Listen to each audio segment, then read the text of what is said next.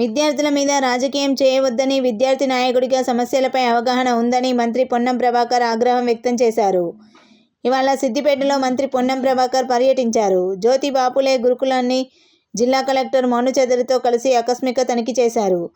Kitchen ఆహార పదార్థాలను పరిశీలించి సిబ్బందికి పలు సూచనలు చేశారు.